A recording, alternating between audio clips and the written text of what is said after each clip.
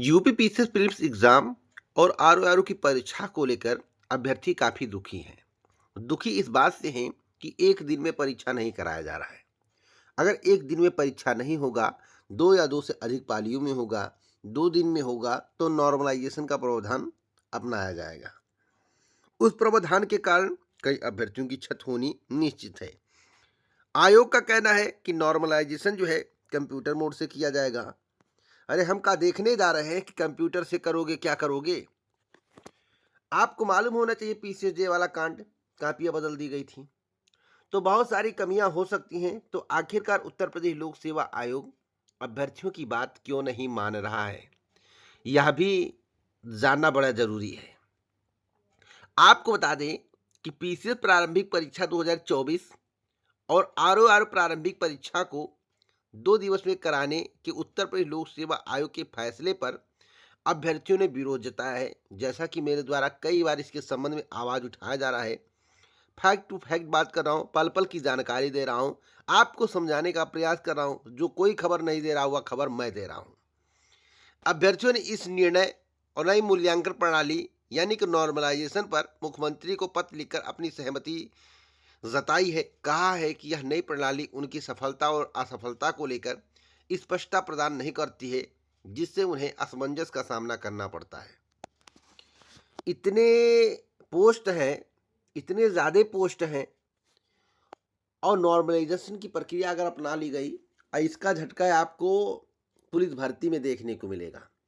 यानी कि जिसमें 60,000 से अधिक पद, उसमें नॉर्मलाइजेशन का झटका लग जाए तो जहां पर 1,000 पद है वहां पर क्या होगा, आपकी कल्पना, आपकी सोच से जो है परे होगा। आपको बताना चाहता हूं, गड़बड़ी की संभावना बहुत ज़्यादा है। कैसे ज़्यादा है, अभ्यर्थी क्या कह रहे हैं। अभ्यर्थियों का कहना है कि पीसीएस की परीक्षा में पूछे जाने वाले 150 प्रश्नों में से 8 से 10 प्रश्न अक्सर गलत हो जाते हैं। 9 से 11 तक हो सकते हैं, 7 से 5 हो सकते हैं, कुछ भी हो सकते हैं, लेकिन प्रश्न गलत होते हैं, यह बात स्पष्ट है। ऐसे में परीक्षा कोई भी रूप में सही नहीं लग रही है 2 दिन में। आपको बता दें, परीक्षा कई पाली में आयोजित करने से प्रत्येक पाली में प्रश्नों में गड़बड़ी की संभावना और बढ़ जाएगी। जो संख्या थी 5-7 वो बढ़कर 10-15 हो सकती है।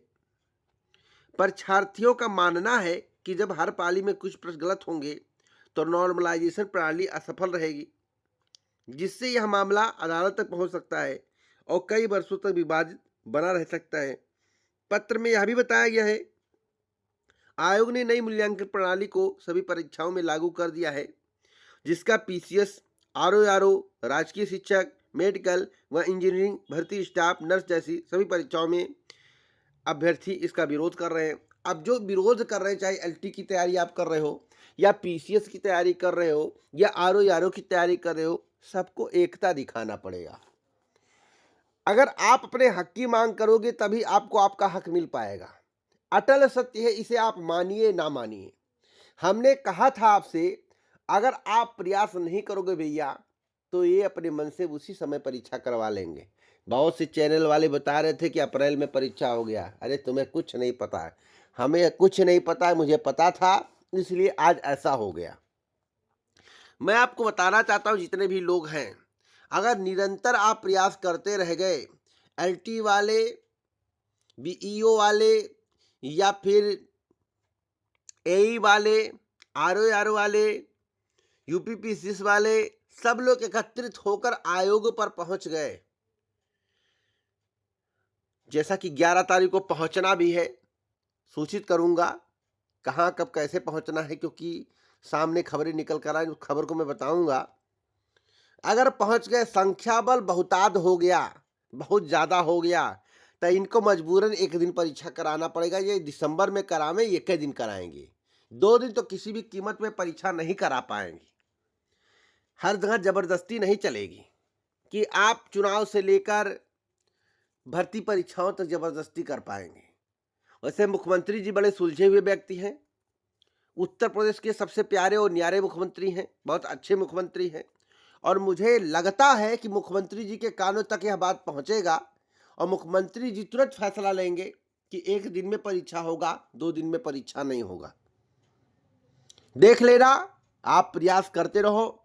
आपकी परीक्षा तिथि में परिवर्तन होना तय है। आपकी परीक्षा एक दिन होगी। कोई माई का लाल नहीं है जो रोक दे। मैं चैलेंज के साथ कहता हूं, स्पष्ट कहता हूं, परंतु आपको रेगुलर प्रयास करते रहना है।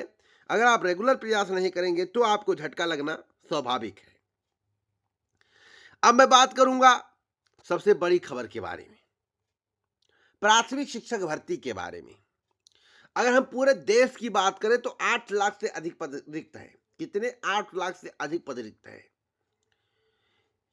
आपको बता दें कि मध्य प्रदेश में 52,000, झारखंड में 75,000, छत्तीसगढ़ में 38,000, उत्तर प्रदेश में 1.42 से ज्यादा और बिहार में 1.92 से ज्यादा।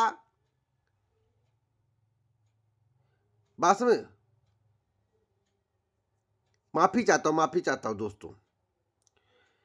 छत्तीसगढ़ में 38,000 से ज्यादा, झारखंड में 75,000 से ज्यादा, मध्य प्रदेश में 52,000 से ज्यादा, उत्तर प्रदेश में 1.42 लाख से ज्यादा और बिहार में 1.92 लाख से ज्यादा शिक्षकों के पद खाली हैं। अगर वहीं सेकेंडरी स्तर की बात करें तो बिहार में 32,000, उत्तर प्रदेश में 7,000, मध्य प्रदेश में 15,000 और झारखंड में 5,000। आप सोचिए, लगातार बिहार में भर्ती हो रही तब 1.92 लाख है। अगर लगातार बिहार में भर्ती ना होती तो कितने पद रिक्त थे? और यह मुद्दा केवल आरजेडी के द्वारा उठाया गया था। किसने उठाया था? तेजस्वी यादव ने उठाया था। भर्तियों के भरने की बात उन्हीं के द्वारा की गई थी। अब शिक्षा मंत्री जो उत्तर प्रदेश के हैं, उनको हर जगह शिक्षक और छात्र अनुपात बराबर दिखता है। 27,000 स्कूल बंद करने की बात चल रही थी। अगर उपचुनाव ना होता तो ये एक्शन ले लेते। उपचुनाव के कारण इनके द्वारा एक्शन नहीं लिया गया है, उसको वापस कर लिया गया है कुछ क्षण के लिए, ऐसा अभ्यर्थी कह रहे हैं। चुनाव समाप्त होते ही अपने रंग दिखाने शुरू कर देंगे और धीरे धीरे करके बंद करेंगे। आपको पता भी नहीं चलेगा कितने स्कूल बंद हो गए, कितने स्कूल मर्ज हो गए।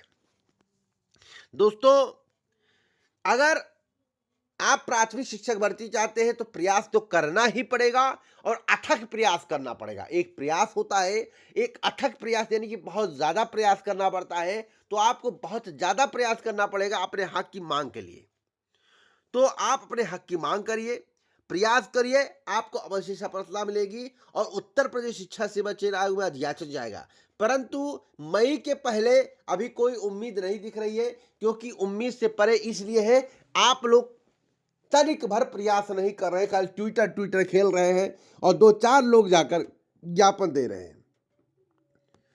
दोस्तों, प्रयास करने पर ही सफलता मिलेगी। इस पृथ्वी पर, इस भारत में ऐसी स्थिति उत्पन्न हो गई है, विदाउट प्रयास के आपको कुछ नहीं मिलना है और अपने हक के लिए भी नाक रगड़ के लड़ना पड़ रहा है।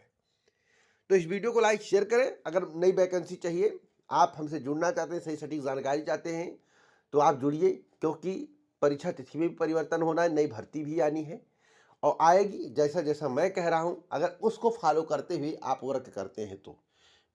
पूरा वीडियो सुनने के लिए दिल से धन्यवाद।